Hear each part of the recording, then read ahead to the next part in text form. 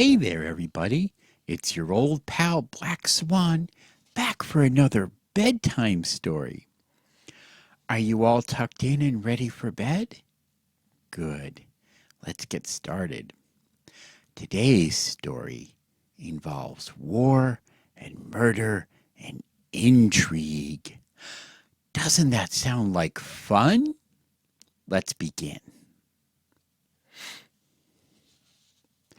God was unhappy because some of the Israelite men had never killed anyone in a war.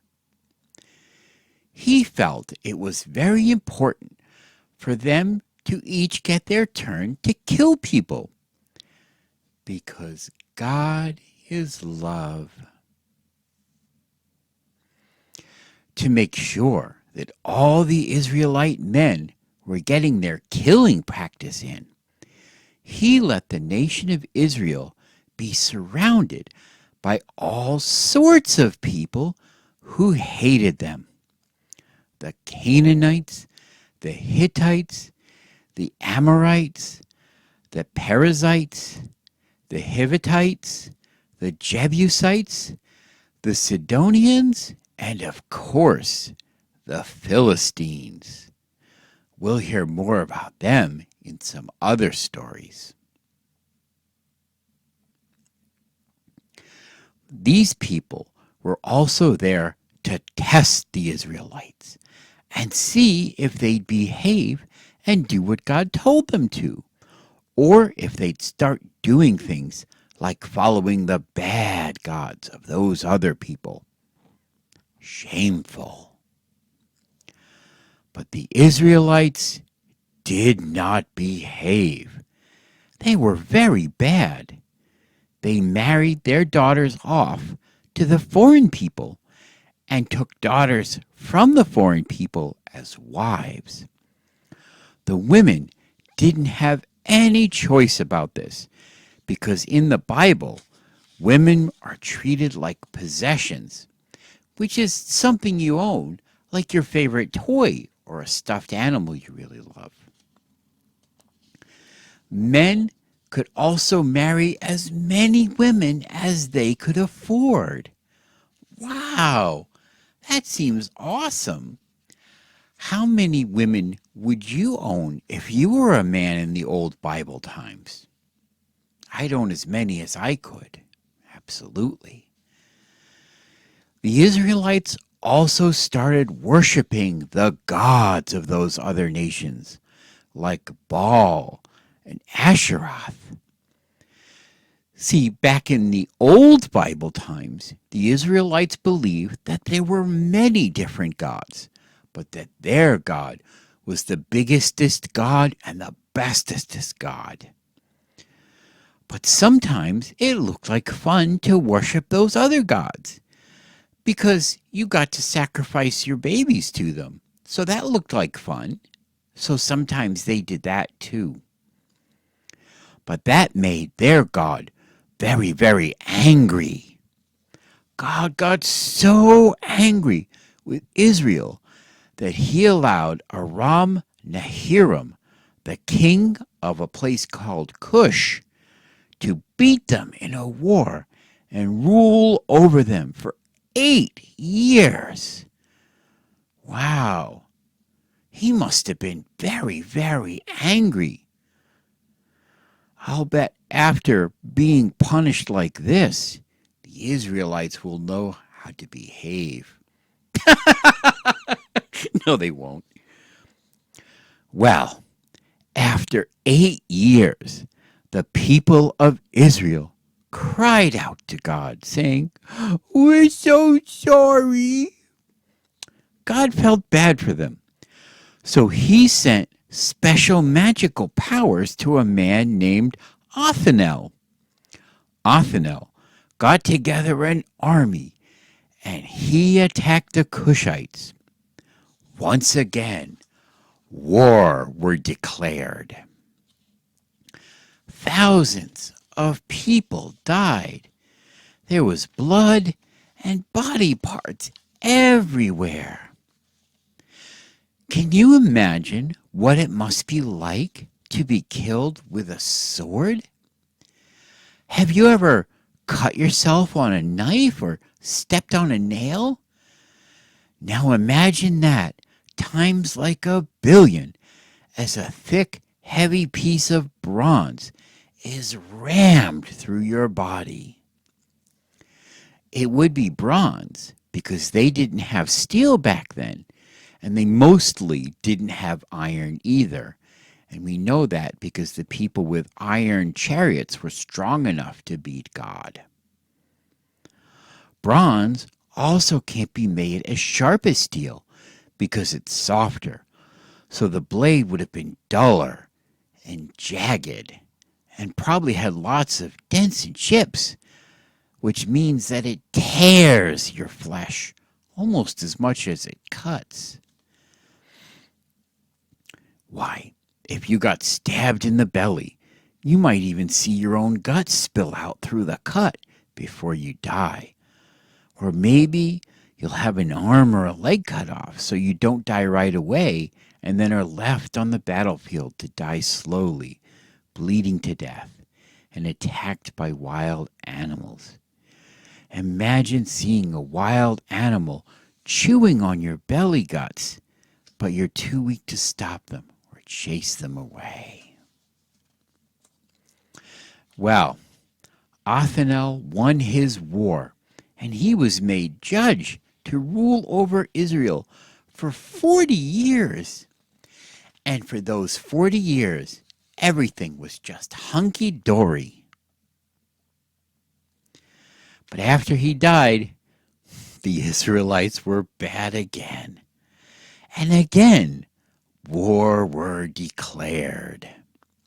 This time, it was Eglon, the king of Moab, who attacked them. And he got the Ammonites, oh, there's those pesky Ammonites again, and the Amalekites to join him and attacked Israel. And they took possession of the city of palms. The Israelites were ruled by Eglon, the king of Moab, for 18 years. But then God sent another champion. I'm sensing a pattern here, are you? Ehud, a left-handed man, the son of Gera the Benjamite, was their champion. I don't know why the Bible says he was left-handed.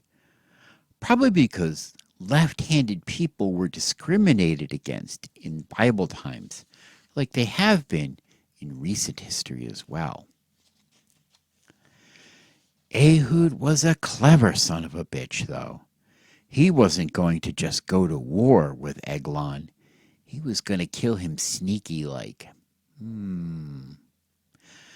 The Israelites sent him with a tribute for King Eglon.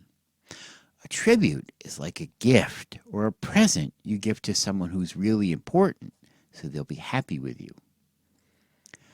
But before he went, Ehud made himself a double-edged sword, which seems like it would take an awful long time before he left with the tribute. I don't know why he just didn't buy one or borrow one from someone, but I guess he wanted to make his own. Sometimes making things on your own can be a lot of fun instead of buying it. The next time you have your crayons out, why don't you draw a picture of the kind of sword you would make and share it with us? Anyways, he strapped that little sword to his leg and hid it under his robes. People in old Bible times wore robes instead of pants. Then he traveled to visit Eglon with his presents. King Eglon was a very, very fat man. He liked sitting around all day, eating pizza and chocolates and watching soap operas. He never got out for exercises, and he had servants to do everything for him, so he didn't ever have to make his own bed or even take out the trash. Wouldn't that be great? It'd be great to have a servant to do all that stuff for you, wouldn't it? Well, After Ehud had given Eglon the presents, he told the king, I has a secret message for you. Eglon was very interested. He sent everyone else away so Ehud could give him the secret message. Ehud came over to the throne. Eglon started to stand his fat ass up, but Ehud grabbed him by the arm and stabbed him in the belly with the sword. Eglon shit himself in surprise, and he fell back into his throne. His belly fat closed over the sword all the way up to the handle, so Ehud couldn't get it back out. Wow, I guess Eglon was really fat, wasn't he? After he killed Eglon, Ehud went out of the throne room and locked the doors behind him. Then he stuck his hands in his pockets and started whistling and acting casual like as he walked away from the scene of the crime. Because everybody knows walking casual like and whistling like that means you're totally innocent. After Ehud had gone, the king's servants came and found the doors of the upper room locked. They said, he must be taking a shit in the inner room of the palace. They waited and waited, and nobody wanted to disturb the king while he was taking a dump. They waited and they waited some more. They waited until it was almost dinner time, but when the king did not open the doors of the room, they took a key and unlocked them. There they saw King Eglon dead in his chair in a pile of shit. And Ehud had sneaked away because he was clever, son of a bitch. After Ehud escaped, he went back to a place called Ephraim and blew on a trumpet to gather his army together. Then, for some reason, he took his army and attacked the Moabites. I guess when you have an army, you just got to go around attacking people, or what's the point in having an army, right? Anyway, they slaughtered all of them. Not one of them was allowed to escape or even surrender. All the Moabites were killed, and Israel ruled over Moab. And there was peace in the land for 80 years. The end. Well, I hope you enjoyed listening to that story as much as I enjoyed reading it to you. If you liked it, be sure to give the video a thumbs up. And if you didn't, you can thumbs down. That's okay. I still love you. Remember to share and subscribe. And I hope you have a good night's sleep. The Bible's not for children.